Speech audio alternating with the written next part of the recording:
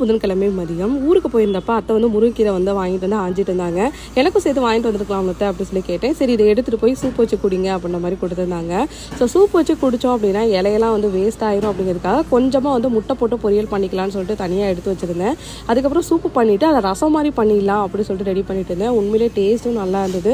பாப்பா வந்து சூப் மாதிரி வச்சு கொடுத்தா குடிக்க மாட்டாங்க. அதனால் ரசம் மாதிரி வச்சு சாப்பாடில் வந்து பிணைஞ்சு ஊட்டி விட்டுடலாம் அப்படிங்கிறதுக்காக தான் ரசம் மாதிரி வந்து ரெடி பண்ணியிருந்தேன்.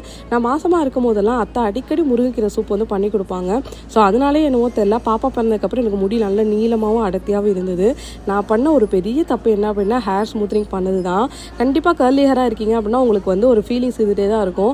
அதுக்காக வந்து ஸ்மூத்னிங் பண்ணுற தப்பை மட்டும் பண்ணிடாதீங்க. அப்படி பண்ணாலும் கரெக்டாக வந்து மெயின்டைன் பண்ணணும். ஸோ அப்படி மெயின்டைன் பண்ணுறதா இருந்தால் தயவுசெய்து ஸ்மூத்னிங் வந்து பண்ணுங்கள். ஸோ யார் எல்லாம் கர்லி ஹேராக இருக்கீங்க அப்படிங்கிற கீழே கமெண்ட் செக்ஷனில் என் கூட வந்து ஷேர் பண்ணிக்கோங்க. ஸோ பழைய வீடியோஸ்லாம் பார்க்கும்போது முடி நல்லா நீளமாக இருந்தது. ஸோ இனிமேல் வளர்க்கலாம் அப்படின்ற முடியல வந்து நான் இருக்கேன்.